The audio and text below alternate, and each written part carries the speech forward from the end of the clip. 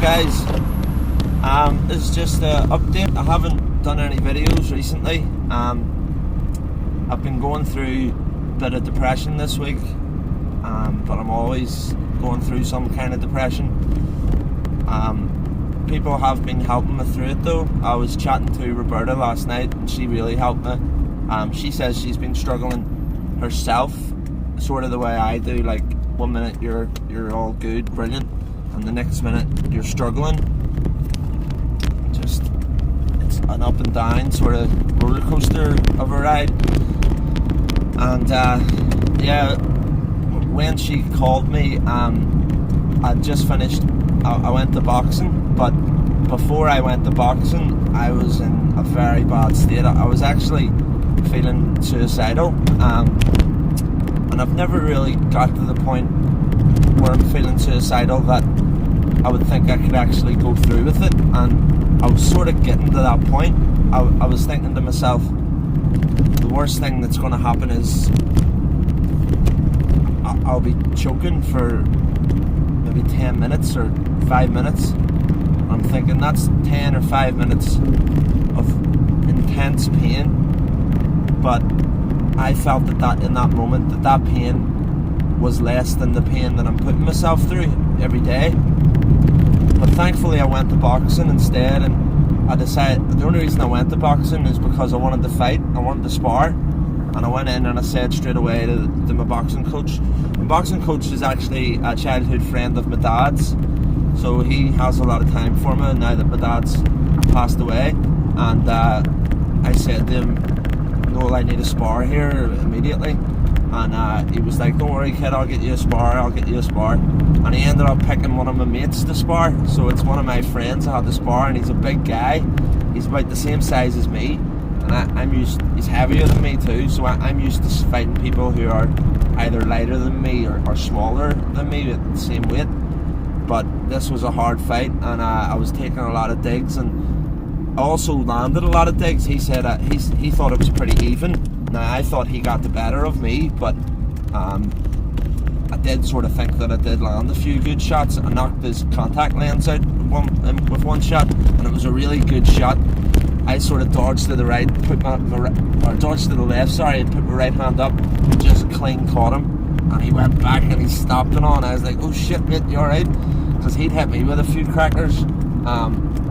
As well, I went to the pool last week with my wee man, and I dived into the deep end, and for some reason it was straight down dive, and I went straight to the bottom and cracked my nose off the bottom of the floor. So doing that, I've sort of weakened my nose. I think I've broke it a bit or fractured it. And my mate was boxing me, and he kept catching me on the nose, and I felt like my nose was about to start bleeding, start gushing with blood. But I kept going. It was sore. I only done 2 rounds. I should have done 3 rounds, but I was sick of punching my friend. I didn't want to punch my friend anymore, and I didn't want him to punch me anymore either, because he was landing a lot of good shots, and it pisses you off in a way. But it was just what I needed to feel alive again. And I was sort of just feeling that I wasn't getting any sort of feeling in my life. I just wanted to feel something, and similar to while I would use because I just want to feel something. And in the past with my drug of choice, it was a very I'd say it was something where I'm digging into myself, and there's a lot of blood involved and all that sort of shit. So that was sort of something I did for a similar reason. And as well with the suicidal thoughts, when I was using, I was always taking massive amounts. Well, not massive amounts, but considering how long I would go without using, you're supposed to cut down when you're coming back onto it. And I was on Suboxone as well, and on a high dose of Suboxone. So once I skipped a day of that and then decided to use, I was really taking a risk every time.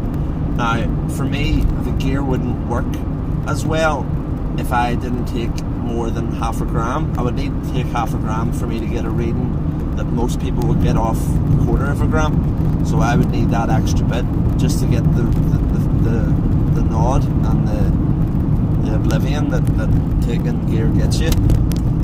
So I was taking a big risk, because although I wasn't feeling the amount of gear I was taking, it was still in my body, and the Suboxone, although I thought it had wore off, it obviously hadn't wore off fully, because it still would have been well, why'd that zoom in? Yeah, it still would have been too much in my system, even though I can't really feel what's in my system, but still, I don't really know. There's the police there, I'm freaking out. Just hope I don't have anything in this car. But yeah, I don't really know what I was thinking all those times, but I know that the worst thing that could have happened would be that I overdosed, and a lot of the times that just wasn't something that scared me.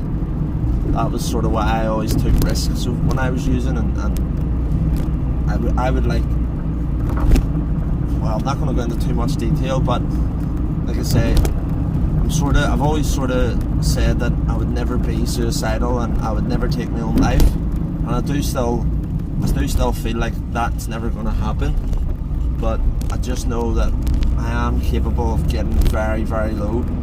So it's hard for me to bring this up with my addiction therapists, because once they hear you're thinking of your thoughts of life worth not living, and thoughts of harming yourself, they sort of would take a look at that, especially when you have a child. So it's very hard, because their first priority is the child's safety, which I totally agree with, but because they cannot trust an addict, they will never trust they will never take an addict at their word. So if they see that you've been it's funny, because they don't take you at your word, but once you tell them you're thinking of killing yourself, they believe you all right then. But anyway, but once you say, oh, I'm thinking of killing myself, but I would never do that because of my son, their more red flag is, no, you're thinking of killing yourself. What if you kill yourself when you have your son and all? They think you're capable of shit like that. Like I would ever think of doing that while he was with me. It's ridiculous, but I don't know. I'm trying to get help for this, guys. I think I need to be on some kind of medication. That pregabalin that I keep talking about, although it has the potential to be abused, I don't know. Anytime I take that and only take a small dose of it. I took a small dose yesterday, and it was affecting me. But I woke up today and I'm not completely terrible. Now I did have to take Xanax today to help me through today. When I say that I did have to take it, it was because I thought I would be seeing the child's grandmother, and I'm a bit anxious when I speak to people who are involved in the child's life from the mum's side, because I feel like not that she's never said anything bad to me or anything, but I just feel like if she had any concerns, it wouldn't be good for me, basically. And yeah, so I was taking the Xanax today so that she would be reassured, because I'm able to talk well when I've taken Xanax. That's probably why I'm able to talk well now. Obviously I'm not high now, it doesn't do anything for me in that way, it just helps my anxiety. And as well, because my urine shows up with benzos and pregabalin, they think that I'm abusing these drugs. They don't realise that I'm taking them and they're helping me. But the problem is I'm having to buy them on the street. I'm having to deal with old people who still take opiates, and it's just, I wish I could just get prescribed a small dose of that every day, because the small dose yesterday did really help me out, and I think a small dose of that every day would maybe help. But then again, I've never really enjoyed taking it every day like that, so I don't know what to say, guys. I'm sort of running out of topics for my videos. As I say, I was speaking to Roberta. I was thinking of doing a collaboration with her. I just hope I can speak clearly and come across well, because even when I'm talking to Roberta, I enjoy talking to her, but I find it hard to be myself the way I am in these videos. I'm able to, this is who I am and when I'm speaking in these videos, because I'm just speaking on my own. But once I'm around another person, I'm so conscious of what they think of me. And I know Roberta wouldn't judge me at all, but I don't know, sometimes I find that I don't speak clearly and all when I'm speaking to her as much and things like that. I'm sure she doesn't feel like I come across in any bad way or anything, but it's just I think I come across a bit just a bit like anxious or nervous, or not sure. But I really do appreciate speaking to her, and I hope I get to do that collaboration with her, and then hopefully start to clean my channel up a bit. I am thinking of making all my old videos private or unlisted. I'll leave messages with people who want to revisit them if they want to, and they can watch them unlisted. But I'm gonna start a whole new process on here and just start from scratch. But I need to think of some content as well, because usually I just come in and talk about whatever's on my mind at that moment, and it's getting to the stage where there's not a lot on my mind a lot of the times. So I'm also getting to the stage where I have a bit of depression and anxiety and things like that. Well, I've always had a depression and anxiety, but it's starting to come across now in the videos, whereas at the start I was motivated and looking forward to staying clean. But now I'm pretty sure I am going to stay clean now for a while. But my main worries now is life after getting clean. And I really do consider myself clean, because as I say, I've been clean for, well, I don't want to talk too much about it on the videos, but in the last lot of years I've only used a handful of times, in the last couple of years maybe, and before that it would have been more than a handful. But it is steadily going down, and it's very few and far between now where I would have a relapse, and I do believe that I'll never have one again, because the last relapse I had, I was able to jump online and discuss how I felt negatively about it while I was rushing. I was literally buzzing like mad, and in a way I still sort of miss that feeling, but it only lasted that one night straight through to the morning, and then the next day was rough, and then the days after were even more rough. So I don't want to put myself through that anymore.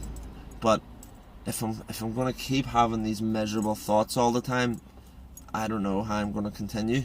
One last thing before I end the video, I'm not sure if I mentioned it, but as I say, I had to go and leave a top off with the child's grandmother, but she wasn't actually there, it was just him, and he was so happy to see me, I could tell, and I was so happy to see him. And he said that he's going to see me tomorrow and everything, so I'm really looking forward to that. And I love him so much, so I do. It gave me such a lift to see him today, so I really can't stress that how much that wee man is my world. But I also know that I can't be relying on him. I can't be relying on seeing him all the time, because he will want to spend time with his friends, and that's his decision. It's his life. So I need to understand that I'm here for him, basically. What way is he parked? Yeah, I'm here for him, so I need to be strong for him, and I need to find things for my life that will make me strong, that don't involve him, and I need to have a life of my own. I can't just be living on call for him to come down, because when he's not down, I'm miserable, and there are times where it stretches on, and then me and his mum sort of have clashes. Like, I would say, I'm really missing him, can you encourage him to come down? And then she would come out with something like, he's wanting to spend time with his family, is that not okay with you? Blah blah blah. And I'm like, no, I'm not trying to take him away from his family, I just miss him, and I'm letting you know that. But I'm not asking you to do anything about it, I'm just Well, I was asking her to encourage him to come down, but I would encourage him to go home when he's feeling that way about going to his mum's house. He doesn't feel that way as much anymore because he's getting older and we don't have the same fun when he's down, because he gets bored very easy and he wants to just play games and stuff and talk to his friends on the games.